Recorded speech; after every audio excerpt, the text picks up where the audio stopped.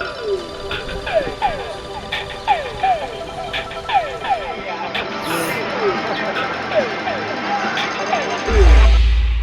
we're going to do here today is we're going to try to help you guys get from where you are to where you want to be. I'm not going to do this, but hypothetically, if I wanted to be like the Tide Bros guy that was naked, everyone would talk about it for a while.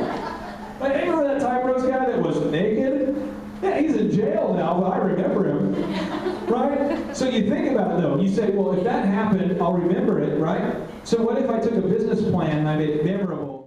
How many people here feel like that sales is really hard for you? That's like not your thing. Anybody here feel like sales is not your thing? Okay, 1, 2, 3. It's okay. Anybody here awesome at sales? You love sales? Just call me and I'll book your face. I'll book your face. Just close the deal. I'll get your credit card. Hey. All right. So who feels good about sales? Some of you guys just are here, I guess. Well, at some point you put them on a list, right? And you just dial and smile. You call them all till they cry, buy, or die. But I don't think Oprah wakes up and says, holy crap, Evan Tipton, I want to pay him. Wow. Clay Clark, I feel like I owe him money. I love that. You know, think about the people you want to reach.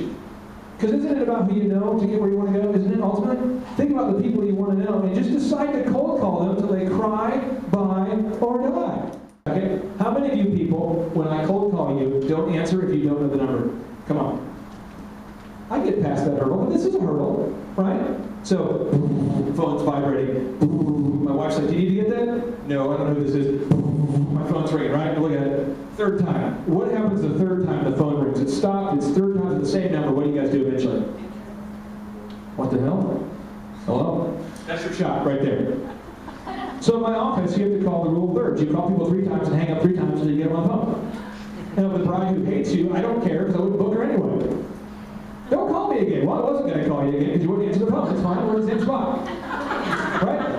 Does that make sense now? Dial and smile. Just, other thing is when you call them, have something to say. Don't be like, well, you know, I was calling you about Oprah, about some of there's some, suppose you and me, maybe, you know, you can't do that. You got to have like a discernible thought, right? I mean, you want, right?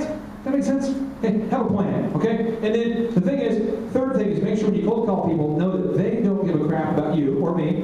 What they care about is what problem that you can solve for them. So when Sarah Blakely called, she said, hey, I've got a product that can revolutionize the way you sell stuff. It can make Neiman Marcus millions.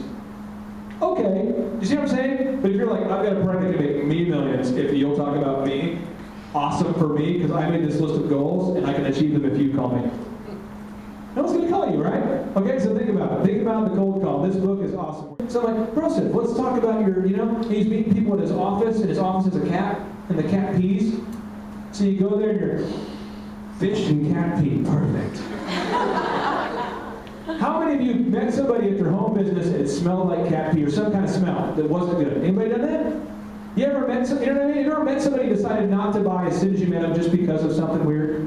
So the customer service, let's think about it. And those of you who work for somebody else and you want to go up the corporate ladder, just make sure that you project the job you want, not the job you have. Whoa! Right? The job you want, not the job you have. Quick Trip. Quick Trip does it. Who here loves Quick Trip? Who here moved from a city where there was no Quick Trip before? You moved from a city. Isn't it a quality of life issue? Like, I don't want to go to Oklahoma City, and if I do, I'm like, honey, let's bring extra gas.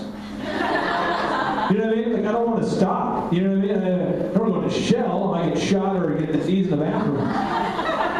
You know what I'm saying, though? You go in, you want to get some gas, and the guy's on his phone, and he's like, it's crazy. You know what I mean? He's like working on his own home tattoo kit or something while he's weird. Right? So, Quick Trip, though, isn't it different, though, than other places? Southwest Airlines, shouldn't we do what they do? UPS does a merit-based pay system. Shouldn't we? And so, I want to be humble, but I also don't want to be like homeless. There's that balance. Right? I mean, they're not going to be humble, but not homeless. So here's the deal. Like, if a bride says to me, are you a good DJ? I'm like, yeah, I'm the best ever. Like, by far, by a lot. You know, here, in fact, are my 14 trophies. Evans came to my office. Here's my wall of trophies. Look at me.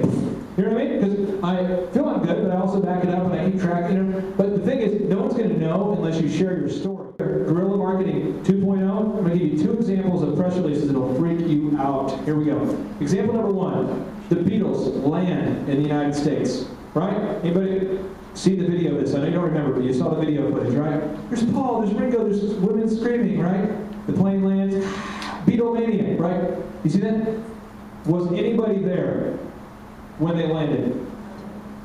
No. Their publicist said, hombres, or whatever he said. So, guys, there's nobody here. I need you to take back off. Okay, we'll go hop back in the plane. So they take off, right? They fly back to where they kind of circle around. He goes to a local high school, says, hold these signs and scream. We'll pay you like $1,000 for you girls to scream and yell. And so they got the whole high school, talked to the local, organized all these kids to hold a sign that said Paul and Ringo and all this stuff. And people screamed, and then they took pictures of it. And they said, Beatlemania lands in the United States. And they sent that to the media, and then it grew, and it grew, and it grew, and then bam! You see what I'm saying? PR. It creates this like hype, this energy, this aura, right? And I'm not saying you have to like fabricate your own Beatlemania, but what I am saying is that you do want to create your own momentum and make sure that if you do something that the media talks about a little bit, because you're going to build your resume. He's one of those preventative DO doctors, where you're supposed to eat right and go to Whole Foods all the time and go to CrossFit and never eat aspartame. You know what I'm talking about? My wife's into this stuff. The birds, free-range birds. Who here eats free-range eggs? Like that matters to you? My wife cares about this. Now I eat them too. You know what I'm saying? Organic stuff where they pet the chickens before they kill them. Good chicken. Like Evan knows, I used to have double hoop earrings, and I used to hang around like quasi-rapper guys. But if you're thinking about success all the time, you find yourself in the office of like the founder of Quick Trip, which I've done, or the founder of Hobby Lobby, or George Foreman, or you start, because you think about it all the time, right? So you start taking actions. And once you start to take actions all the time, you start to what? Form habits, right? And once you form habits, then people start to form a reputation. They start to say, you have a reputation for being, right? And then once you have a reputation, you can exchange that stuff for compensation, and then that's where it's at. Locks are pretty tough to open without the right keys. I've discovered that. But if you know what to do, you just do it, it works. You